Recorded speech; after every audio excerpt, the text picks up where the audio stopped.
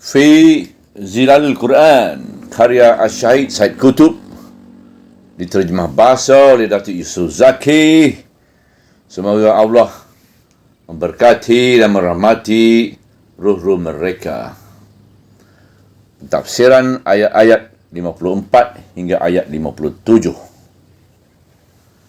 Kemudian Al-Quran meneruskan pembicaraan akhir kisah di antara Isa AS dengan Bani Israel. Bismillahirrahmanirrahim. Dan mereka telah merancangkan tipu daya, dan Allah merancangkan balasan tipu daya itu. Dan Allah sebaik-baik perancang balasan tipu daya. Ayat 54. Kenangilah ketika Allah berfirman, "Wahai Isa, sesungguhnya aku akan mewafatkan engkau dan akan mengangkatkan engkau kepadaku dan akan membersihkan engkau dari orang-orang yang kafir dan akan menjadikan orang-orang yang mengikutmu mengatasi orang-orang yang kafir sehingga hari kiamat. Kemudian kepadakulah tempat kamu kembali dan aku akan mengadili di antara kamu dalam persoalan yang telah dipertikaikan kamu." Ayat 55. Adapun orang-orang yang kafir, maka aku akan azabkan mereka dengan azab yang amat berat di dunia dan akhirat, dan mereka tidak akan mendapat sesiapa pun menjadi penolong-penolong mereka. Ayat 56. Dan adapun orang-orang yang beriman dan mengerjakan amalan-amalan yang soleh, maka Allah akan menyempurnakan pahala mereka, dan Allah tidak sukakan orang-orang yang zalim. Ayat 57. Tipu daya kaum Yahudi terhadap Isa AS. Tipu daya yang telah dilakukan oleh kaum Yahudi yang tidak beriman pada Rasul mereka Isa AS adalah tipu daya yang panjang lebar. Mereka telah membuat tuduhan kepada beliau dan kepada ibu beliau yang suci sebagai bermukah dengan Yusuf An-Najjar, iaitu tunangannya yang belum lagi berkahwin dengannya, sebagaimana disebut oleh Injil. Mereka menuduh beliau berdusta dan melakukan ilmu silap mata. Mereka telah memfitnahkan beliau kepada Philip, pemerintah Roman, dan mendakwa beliau sebagai penghasut yang menyeru orang ramai supaya bangkit menentang kerajaan dan sebagai ahli sihir yang merosakkan akidah orang ramai. Sehingga Philip menyerahkan perkara beliau pada mereka supaya mereka menghukumkannya dengan tangan mereka sendiri. Kerana baginda selaku penganut agama paganisme tidak berani menanggung dosa seorang yang baginda sendiri. Dosa seorang yang baginda sendiri tidak pernah menaruh apa-apa keraguan terhadapnya. Ini hanya sebahagian kecil dari tipu daya mereka yang banyak. Bismillahirrahmanirrahim. Dan mereka telah merancangkan tipu daya, dan Allah merancangkan balasan tipu daya itu, dan Allah sebaik-baik perancang balasan tipu daya. Ayat 54. Penyerupaan tipu daya kaum Yahudi dengan balasan tipu daya dari Allah di sini hanya pada kata-kata sahaja, iaitu ia menandingkan di antara perancangan mereka dengan perancangan Allah.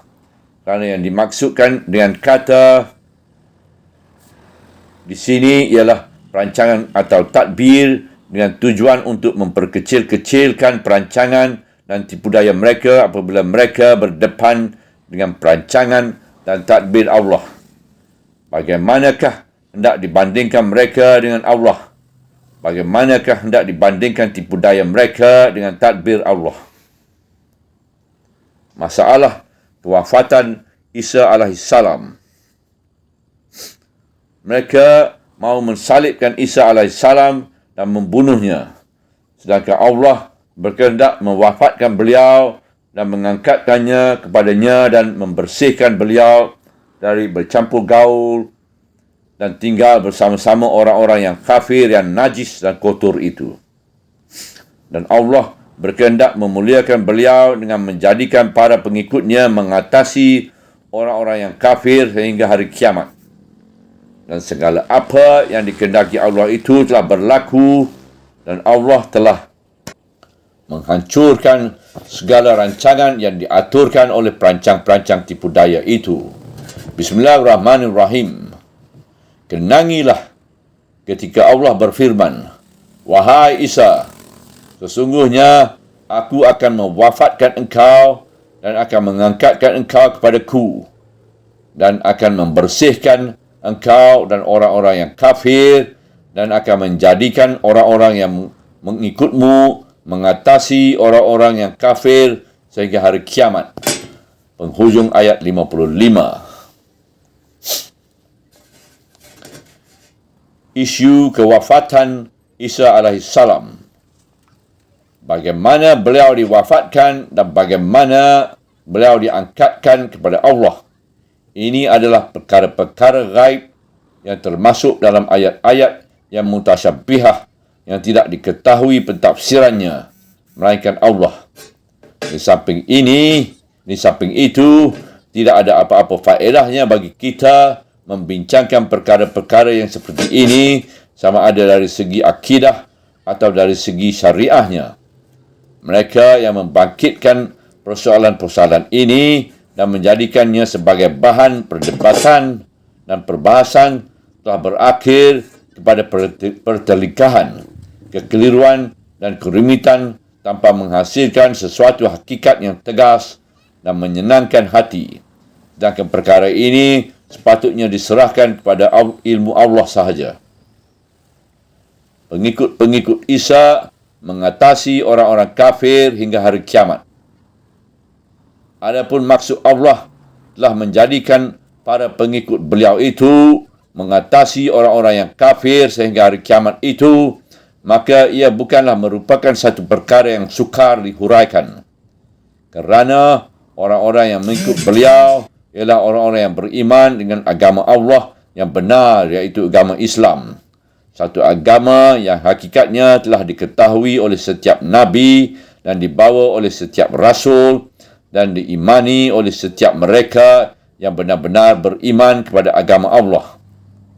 Mereka inilah yang mengatasi orang-orang yang kafir sehingga hari kiamat dalam neraca pertimbangan Allah, dan merekalah juga yang mengatasi orang-orang kafir dalam realiti hidup setiap kali mereka menghadapi kemah kekafiran dengan hakikat keimanan dan hakikat itba, iaitu mengikut ajaran Allah dan Rasul dengan penuh kepatuhan. Agama Allah itu hanya satu saja. Ia telah dibawa oleh Isa ibnu Maryam alaihissalam sebagaimana sebelum dan kemudiannya ia dibawa oleh sekian Rasul yang lain sebelumnya dan selepasnya. Dan orang-orang yang mengikut Muhammad SAW dalam waktu yang sama bererti mengikut angkatan seluruh Rasul mulai dari Adam alaihissalam hingga ke Rasul akhir zaman. Pengertian yang sempurna dan syamil inilah yang selaras dengan kehendak penerangan surah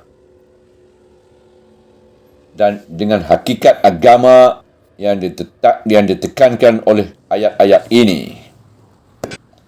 Adapun penghabisan perjalanan hidup orang-orang mukmin dan orang-orang kafir, maka ia dijelaskan oleh ayat berikut dalam bentuk pemberitahuan Allah kepada Isa alaihissalam. Bismillahirrahmanirrahim. Kemudian kepadakulah tempat kamu kembali, dan aku akan mengadili di antara kamu dengan persoalan-persoalan yang telah dipertikaikan kamu.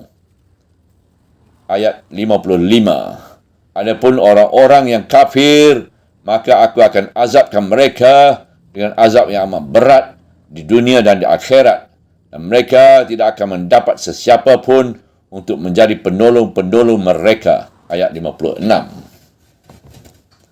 Dan adapun orang-orang yang beriman dan mengerjakan amalan-amalan yang soleh, maka Allah akan menyempurnakan pahala mereka.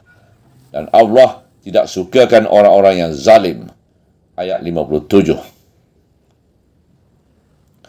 Di dalam ayat ini terdapat penjelasan terhadap kesungguhan balasan dan keadilan ilahi yang tidak akan berganjak seurat rambut pun dan tidak dapat diletakkan sebarang angan-angan dan tidak dapat dibuat sebarang pendustaan. Manusia tidak dapat menghindarkan diri mereka dari kembali kepada Allah. Mereka tidak dapat menolak dari menerima hukum Allah dalam perkara-perkara yang telah membawa mereka ke dalam pertelingkahan. Mereka yang kafir tidak akan mendapat penolong-penolong yang boleh menyelamatkan mereka dari azab Allah yang amat pedih di dunia dan di akhirat. Mereka yang beriman dan mengerjakan amalan yang soleh akan mendapat pahala yang sempurna yang dikurniakan kepada mereka tanpa pilih kasih dan tanpa dikurangi sedikit pun.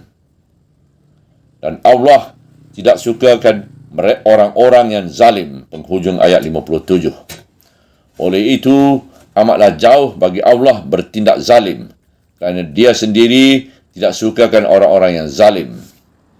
Di sini jelaslah bahawa segala apa yang dikatakan oleh ahli kitab bahawa mereka tidak akan memasuki neraka kecuali untuk beberapa hari sahaja, dan segala angan-angan karut yang mereka asaskan di atas kefahaman mereka yang salah terhadap konsep keadilan Allah dalam pembalasannya adalah palsu, tidak benar dan tidak berasas.